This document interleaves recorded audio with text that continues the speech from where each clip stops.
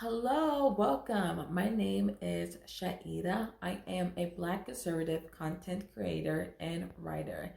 And this is my podcast where I discuss relevant issues surrounding people, society, culture, and politics. Before I dive right into it, I want to put out a quick disclaimer and trigger warning for people who struggle with mental health problems. If you're somebody who struggles with mental health problems, I want you to make sure that you are not alone and that you are not worthless and that you are worth fighting for and that you are loved always.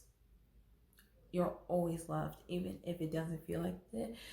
I love you, and I know there are people in your life that love you.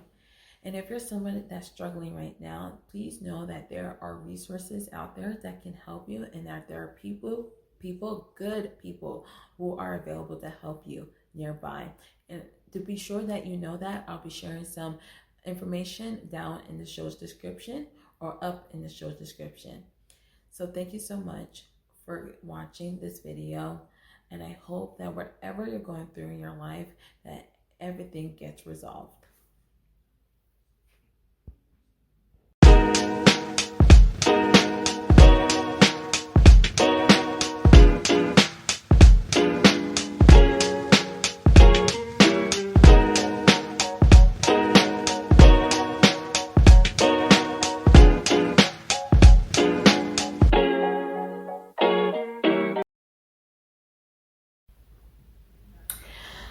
Okay, I'm going to start off with a scripture. And today, scripture, you can find it in Luke 6.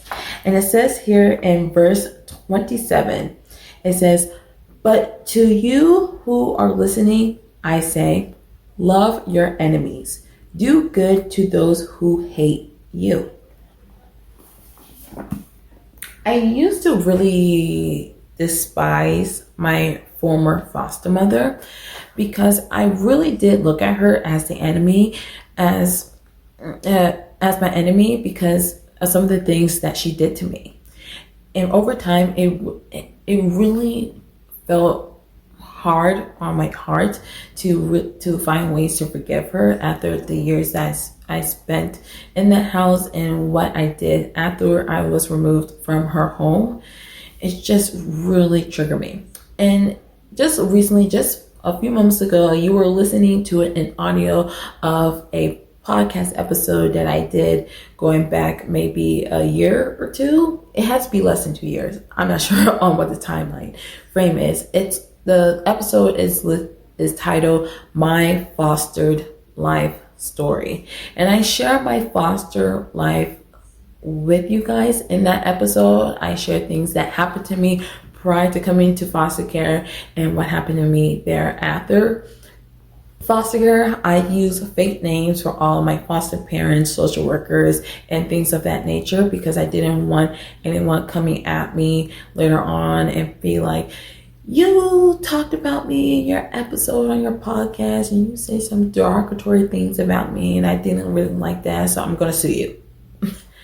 Yeah, I kept a lot of that information private, and I've always debated online whether if I wanted to make any like documents that I've kept over the years, things like court scripts or things, reports from social worker, things of that nature, that if I want to share that online, I know that I'm going to have to block out a lot of things because obviously I want to protect everyone's safety for that matter. But I wanted to show you guys what it really feels like innately to feel like a foster kid. So I think the only way that you guys are going to be able to gravitate towards that is if I show you some documents. And maybe I'll do that in a future episode, or I'll share on social media or things of that nature, just so you can really see what it means to really be a foster kid. Because some of the things that they share on documents, what social workers and people alike share on the reports that are given to the judge, they don't really align with the reality that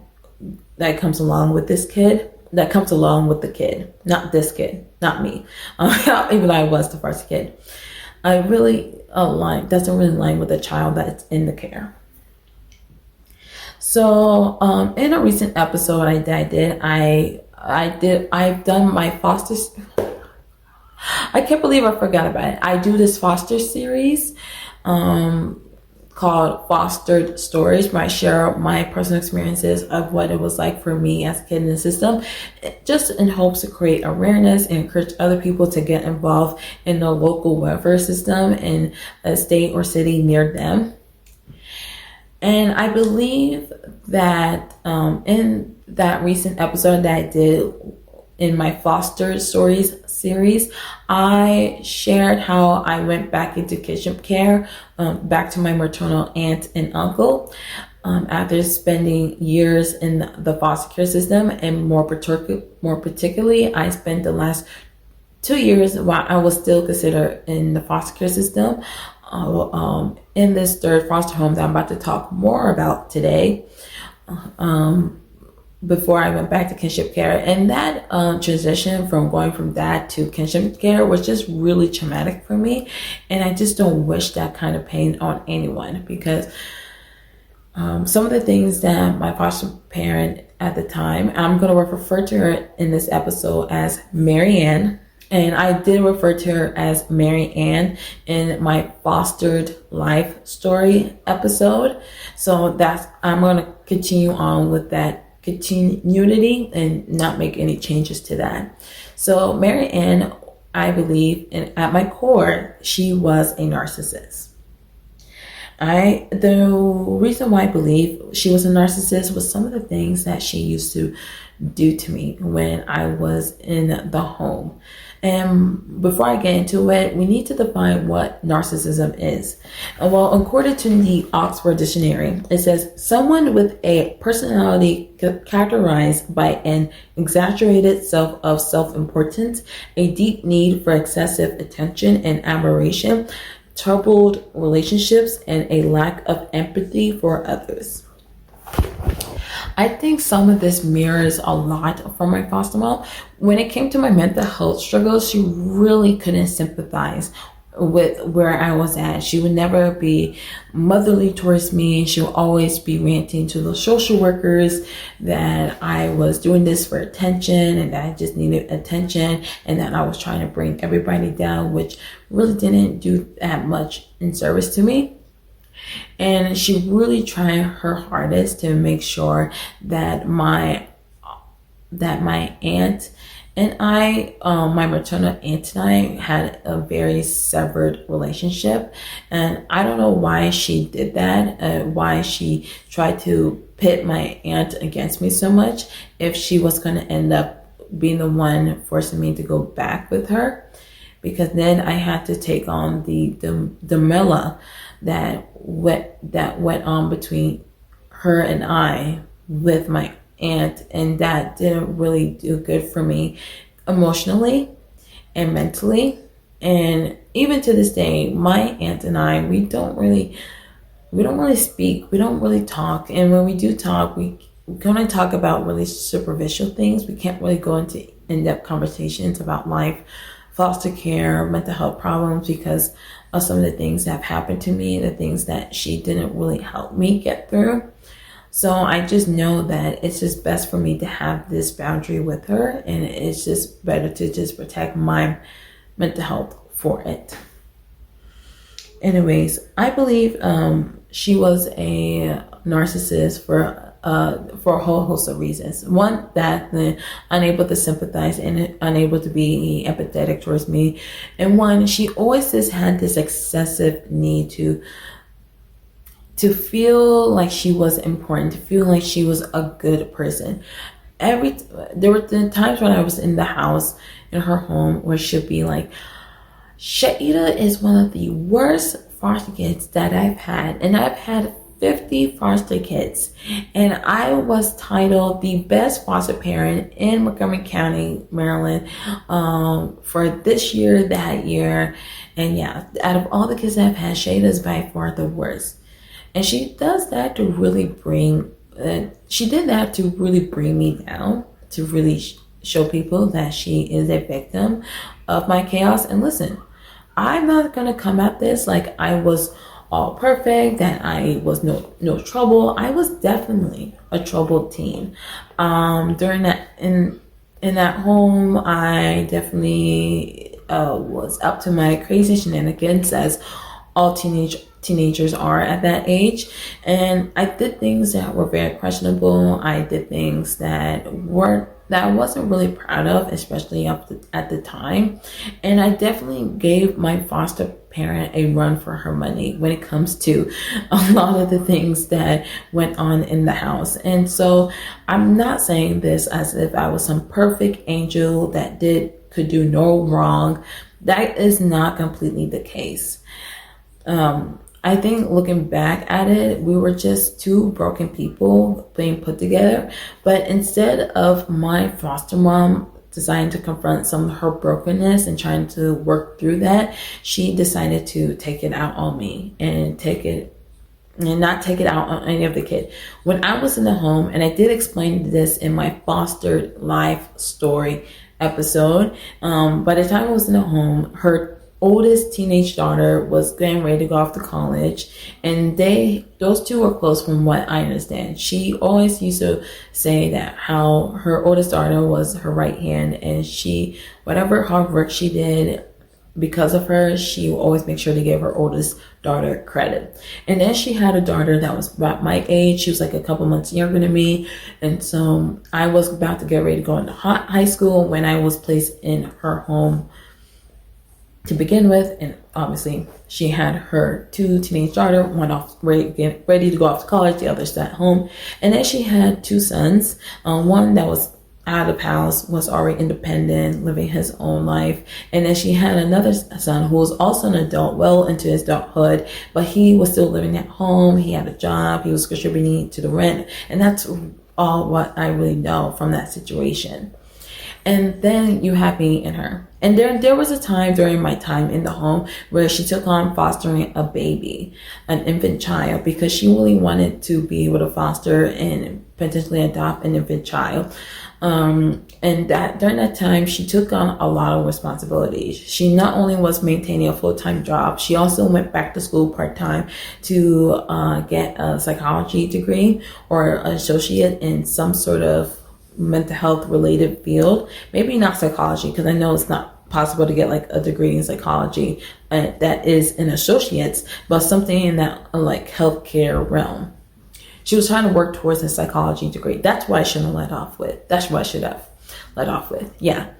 And she was getting her associate's degree.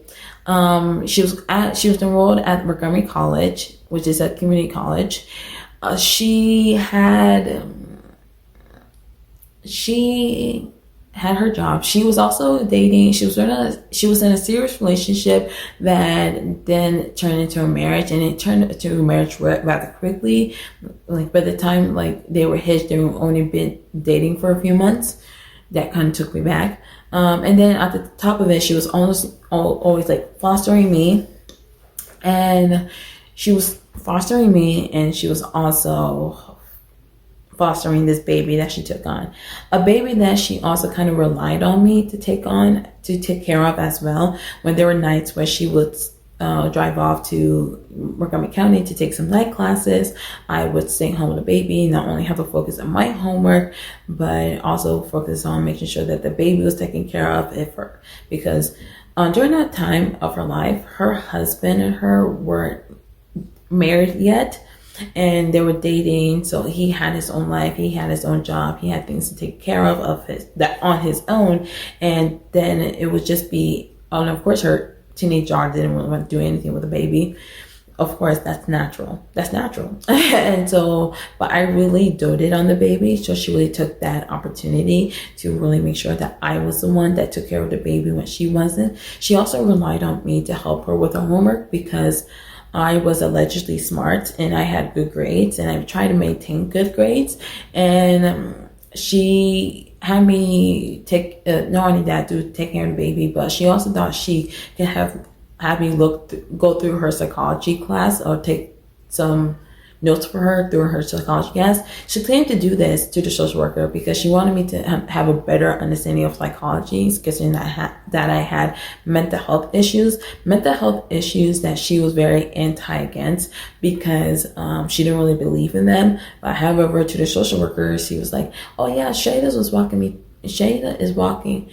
me through this." Not Shay's walking me through it, but Chaida, I'm having her like look through some of my notes from my classes because she needs to make sure that she's good on her mental health, and that she's good on her mental health. When in reality, she doesn't want to put in the work in order to like take those classes. She didn't want to put any or a lot of work into it, so she just had me doing the assignments for her. And looking back, I wish I would have put my foot down a little bit more. I wish I would have stepped down and been like, "Hey, you say you're going to do this. You're going to pay me for taking on your assignments and your homework. You should be paying me." But that's what she claimed she was going to do. She claimed she was going to pay me, but she didn't. And so I was really hurt by that. And then there was a time in my life and where she always accused me, where she would accuse me of hurting the baby, and that really rattled my head because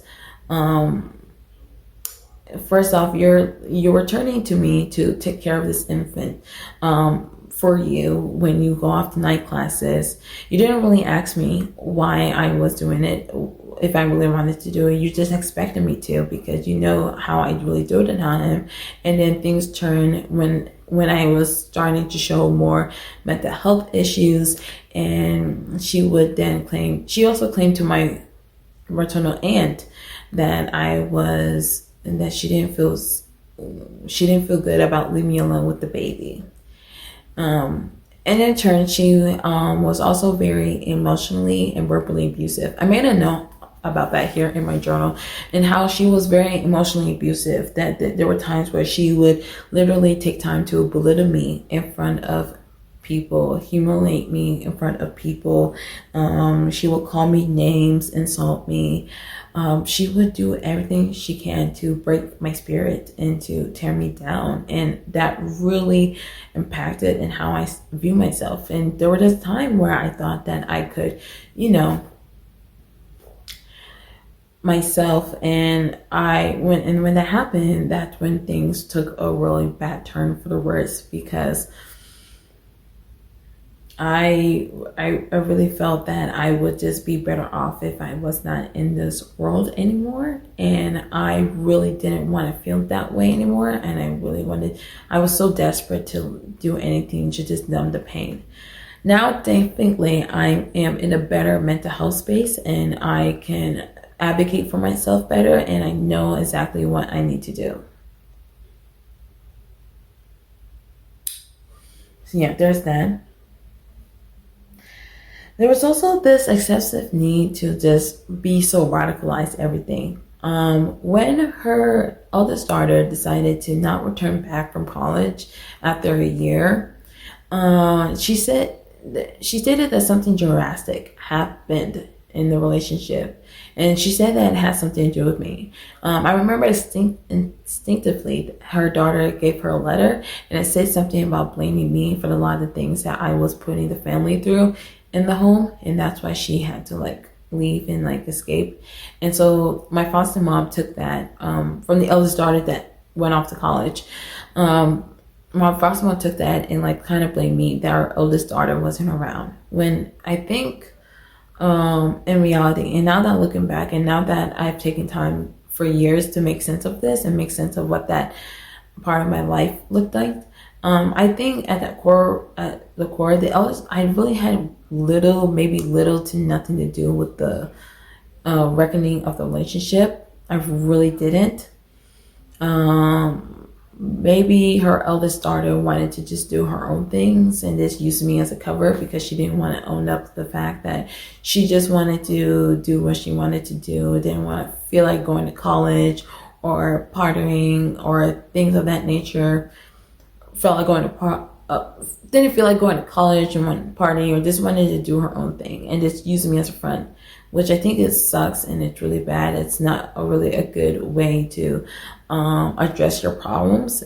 But whatever. I never really thought that much. Going forward, I never really tried to think that much of the relationship because I really don't know a lot about what went down with her eldest daughter. She was going through some troubles of her own. I could see it clearly that she was, and she wasn't in the right mind space.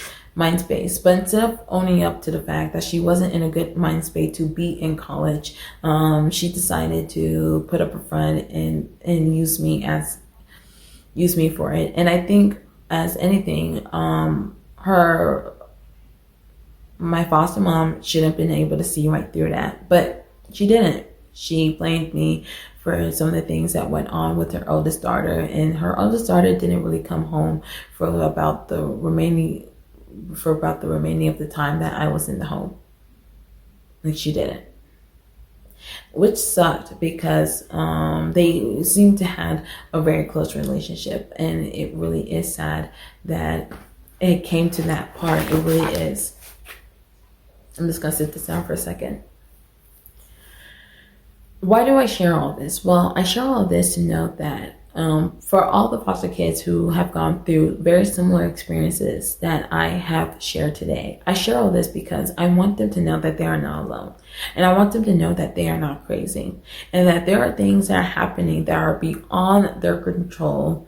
And that they have nothing, maybe little to nothing to do with a lot of the things that are happening around with them, whether that's drama within the foster family or drama within social work, social services, or whatever that may be. I looked at some of the things, a lot of the things that went on with me at the home, and I really did felt for the longest time that I was really the main accommodator, that I was really the main factor. And so that way I felt like there was no other justifiable way to resolve this other than just, and I really am happy that I am far from that girl that I am today. I'm far from that young woman. And I look back, and if there was anything that I could tell 14, 15, 16-year-old Chaida while she was in that home, is I wish that I could go back and I could grab her. I wish I could go back and grab her out of that situation and take her with me, because she really needed a desperate way out. And I really didn't really like how my foster mom chose to handle the whole reunifying me with my family. The main reason why she reunified me with my aunt is because she didn't want me in the home anymore. And she thought it would be good for me to reunify with family. Reunify with family. She made it look like there's a social worker that even after years that I spent in the foster care system, even after I spent the first year being out of my mother's care in kinship care with the same maternal aunt, she decides that it's better for me to go back to that same maternal aunt who can potentially give me back up if she wanted to. And that's why I have such a huge problem with unification being a goal in the American foster care system, because if families are not going to choose to address the trauma, and both the drama and the trauma that comes with that came in the first place before a kid being removed from the home, then they're really going to be the determining factor whether a kid gets placed back into the system. So with that being said, thank you so much for listening to this. Thank you so much for watching this episode. And you really didn't have to. And I really appreciate it that you guys took your time to watch this episode and listen to my story. So with that being said, if you are watching this on YouTube, please consider subscribing. Please like the video and leave a comment. And if you're watching this on any other platform besides YouTube, please give me a follow, a like, and a comment as well.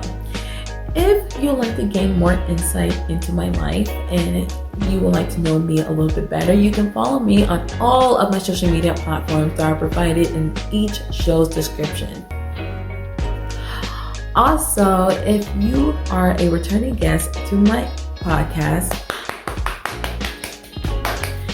thank you so much. You do not know how it means to me that you're able to go from episode to episode and watch all my content consistently.